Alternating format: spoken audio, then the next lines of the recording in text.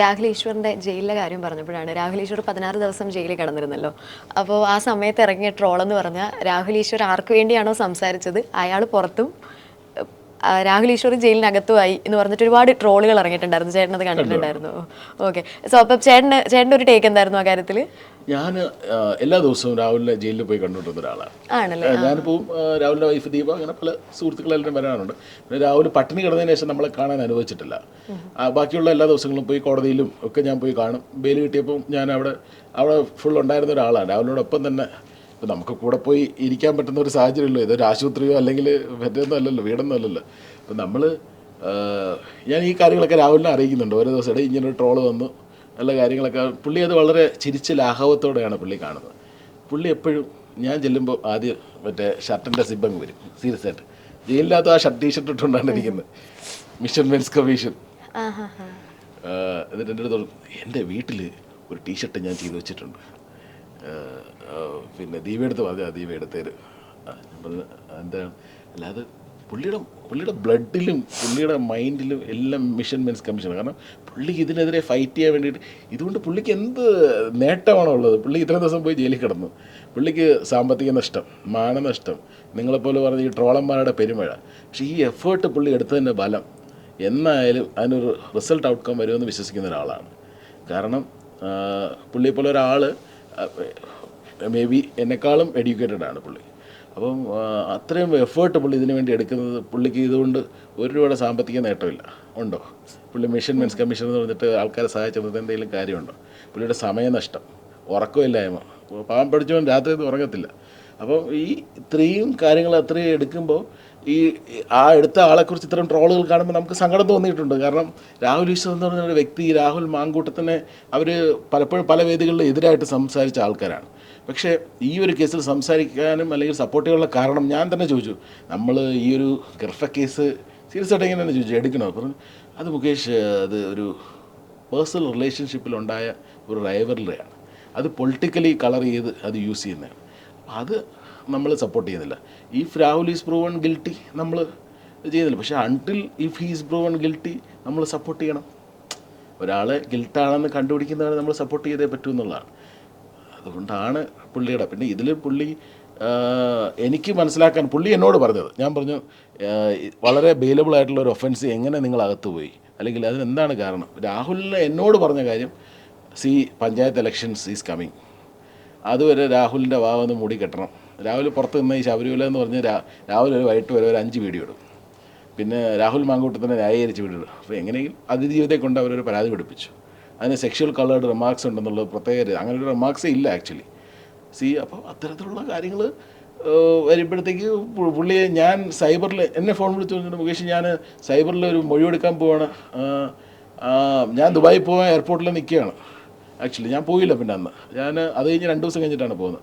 ഞാനത് ക്യാൻസൽ ചെയ്ത് ഞാൻ 2 ദിവസം നിന്നിട്ട് ആണ് പോകുന്നത്. എന്നിട്ട് ബെയിൽ കിട്ടുന്നില്ല. അപ്പോഴും എനിക്ക് മനസ്സിലായി എനിക്ക് അവിടെ അത്യാവശ്യമായിട്ട് കുറച്ച് എഗ്രിമെൻറ്റും കാര്യങ്ങളൊക്കെ ഡ്രാഫ്റ്റ് ചെയ്യാനുള്ള കാര്യങ്ങളുണ്ട്. ഞാൻ പോയി സൈൻ ചെയ്യണം.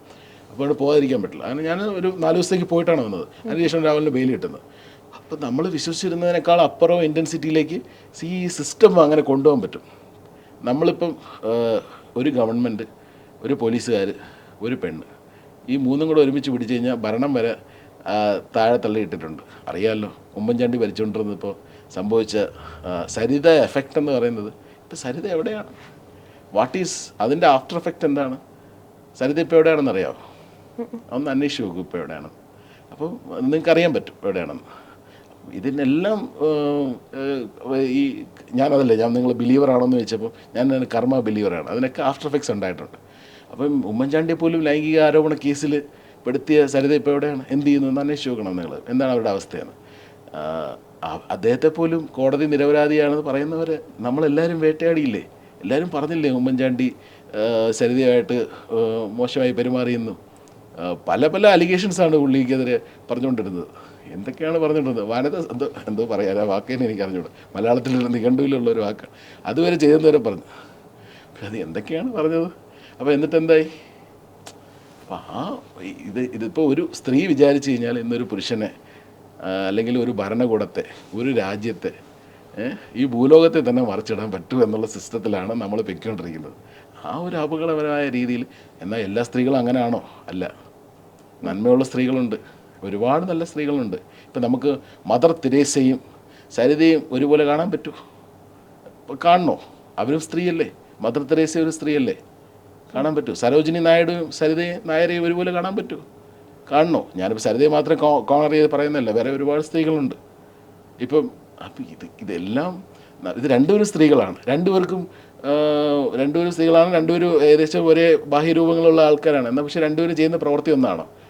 നമുക്ക് ഒരു കാരണവശാലും മദർ തെരേസയെ റെസ്പെക്റ്റ് ചെയ്യുന്ന പോലെ, ഇഷ്ടപ്പെടുന്ന പോലെ സരിത നായരെ ഇഷ്ടപ്പെടാൻ പറ്റില്ല. സരിത നായർ എന്ന് പറഞ്ഞു കഴിഞ്ഞാൽ നമുക്കങ്ങനെ തന്നെ പറയാൻ പറ്റുള്ളൂ. നമ്മൾ അവരിനിപ്പോൾ നാളെ നമുക്കെതിരെ കേസ് കൊടുത്താലൊന്നുമില്ല, പറയാനൊന്നുമില്ല. നമ്മൾക്ക് വെറുപ്പാണ്, അത്തരം സ്ത്രീകളോട് പുച്ഛമാണ്, അവജ്ഞയാണ്. കാരണം പുരുഷന്മാരെ വ്യാജമായിട്ടുള്ള കേസ് കൊടുക്കുക, അല്ലെങ്കിൽ അതിലൂടെ സാമ്പത്തിക നേട്ടം ഉണ്ടാക്കുക. പല ഓഡിയോകളും പുറത്തു വന്നതല്ലേ, അവരുടെ പല ഓഡിയോകളും പുറത്തു വന്നതല്ലേ. പൈസ ചോദിക്കുന്നതും PC ജോർജ് അദ്ദേഹമായിട്ടുള്ള ഓഡിയോ സംഭാഷണങ്ങൾ പുറത്തു വന്നതല്ലേ. അപ്പോൾ അതിലൊക്കെ മണി മോട്ടീവ് എല്ലാം ഉണ്ടായി. ഇവിടെ എന്ത് ഭരണം പോയി, തൽക്കാലം അടുത്ത ഭരണം പിടിക്കുക, അത് കഴിഞ്ഞിട്ട് എന്ത് സംഭവിക്കുന്നുള്ള പിന്നെ. അപ്പോൾ ഇനി വരാൻ പോകുന്ന ഈ ഒരു മാർച്ച് മുതൽ മെയ് മാസത്തിനിടയ്ക്കായിരിക്കും തിരഞ്ഞെടുപ്പ്. ഇനിയാണ് കംപ്ലീറ്റ് പുതിയ ലൈംഗിക ആരോപണങ്ങളും പുതിയ ഗെയിമുകളും. നിങ്ങൾ നോക്കിക്കോളൂ, അടുത്ത ഒരു 3 മാസം മൊത്തം പീഡന കഥകൾ, ലൈംഗിക ആരോപണ കഥകൾ, കൈക്കൂലി കഥകൾ ഒക്കെ ആയിരിക്കും. എല്ലാം ഹോട്ട് കേക്ക്സ് പോലെ വിറ്റുപോവുകയും ചെയ്യും. ഓരോ ദിവസം ഓരോരോ ടോപ്പിക്സ് ആയിരിക്കും. ഇതിനിടയിൽ പാവപ്പെട്ടവൻ്റെ അരിപ്രശ്നവും മറ്റേ റോഡിൽ കട്ടറിൽ വീണ് മരിച്ചവൻ്റെ പ്രശ്നവും കൈകാലം ഒടിഞ്ഞവൻ്റെ പ്രശ്നവും ഒന്നും ആരും ഹൈലൈറ്റ് ചെയ്യില്ല. എല്ലാവർക്കും പറഞ്ഞില്ലേ, അല്ല കളേർഡ്, സെക്ഷലി കളേർഡ് ആയിട്ടുള്ള സ്റ്റോറീസ്, മറ്റേ ഗർഭഛിദ്ദം, മറ്റേ വദനസുരഭം, ഇതൊക്കെയാണ് എല്ലാവർക്കും ആവശ്യം, കാണാനും കേൾക്കാനും ഇഷ്ടമുള്ളത്. സാധാരണക്കാരൻ്റെ ഞാൻ പറഞ്ഞില്ലേ, നമ്മുടെ കഴിഞ്ഞ ദിവസം തിരുവനന്തപുരത്ത് കുറേ നാൾ മുമ്പുള്ള അവസ്ഥയാണ്. പാലത്തിൻ്റെ അടിയിലൊക്കെ കൊണ്ടുപോയി കുറേ ലൈറ്റ് ഇട്ട് വയ്ക്കാറുണ്ട്. പക്ഷേ ആ പാലത്തിൻ്റെ അടിയിൽ റോഡുണ്ട്, ആ റോഡ് നന്നാക്കാൻ അവർ എഫേർട്ട് എടുക്കാറില്ല. സത്യം പറഞ്ഞാൽ ആവശ്യമില്ലാത്ത കാര്യങ്ങൾ നമ്മളവിടെ ഹൈലൈറ്റ് ചെയ്യുന്നു, ആവശ്യമുള്ള കാര്യങ്ങളൊന്നും ചെയ്തു കൊടുക്കുന്നില്ല എന്നുള്ളത് മനസ്സിലായില്ലേ. ഇതിപ്പോൾ ജയിലിലെ വേതനം കൂട്ടിയിരിക്കുകയാണെന്ന് പറയാം, മറ്റേ പെൻഷൻ കുറച്ചുകൂടെ ഒക്കെ ഒന്ന് കൂട്ടിക്കൊടുത്താൽ നല്ലതായിരുന്നു എന്നുള്ള അഭിപ്രായമുള്ളവരും ഉണ്ട്. പക്ഷേ ഇതൊക്കെയാണ് ഇവിടെ നടന്നുകൊണ്ടിരിക്കുന്നത്. ഇതിനെല്ലാം പൊളിറ്റിക്കലി യൂസ് ചെയ്യുന്നു. ഇതെല്ലാം ഒരു പൊളിറ്റിക്കൽ യൂസേജ് അല്ലേ. ഇപ്പം രാഹുൽ മാങ്കൂട്ടൽ കേസിന് ആർക്കൊക്കെ ബെനിഫിഷ്യലായി, ഒരു പരിധിവരെ അവർ ബെനിഫിഷ്യലായി എന്ന് തന്നെയാണ് എൻ്റെ വിശ്വാസം. ഭീകരമായ തോൽവി മാറി ഒരു മാന്യമായ തോൽവിയായി മാറി, അത്രയും ഒരു ഗുണം. അല്ലെങ്കിൽ ഒരു ഭീകരമായ തോൽവി ഉണ്ടാവുമായിരുന്നു. ശബരിമല വിഷയത്തിലെല്ലാം കൂടെ അതൊരു മാന്യമായ രീതിയിൽ മാറി. അത്ര ഒരു മുഖം രക്ഷിക്കലേ പറ്റും. പക്ഷേ തിരുവനന്തപുരം കോർപ്പറേഷൻ ചരിത്രത്തിൽ ആദ്യമായിട്ട് മറിഞ്ഞില്ലേ. കേരള സംസ്ഥാനത്തിൽ ലോക്കൽ ബോഡിയിൽ അതുപോലെ ആയിരിക്കണമെന്നില്ല ഒരു പക്ഷേ നിയമസഭയിൽ. പക്ഷേ എന്താണ് സംഭവിക്കാൻ പോകുന്നത് നമ്മൾ ഇനി കാത്തിരുന്ന് തന്നെ കാണണം. ഈ പറയുന്ന കണക്ക് ലൈംഗിക ആരോപണങ്ങളും പ്രത്യാരോപണങ്ങളും സെക്ഷൽ സ്റ്റോറീസും കൈക്കൂലി കഥകളും ഒക്കെ ആയിട്ട് ഇനിയുള്ള ദിവസങ്ങളെല്ലാം കംപ്ലീറ്റ് അതാണ് വരാൻ പോകുന്നത്. എല്ലാം ഈ MLA മാരെയും അല്ലെങ്കിൽ സ്ഥാനാർത്ഥികളെയും അല്ലെങ്കിൽ പാർട്ടിയുടെ തലപ്പത്തിരിക്കുന്നവരെയും ചുറ്റിയായിരിക്കും. നോക്കിക്കോളൂ.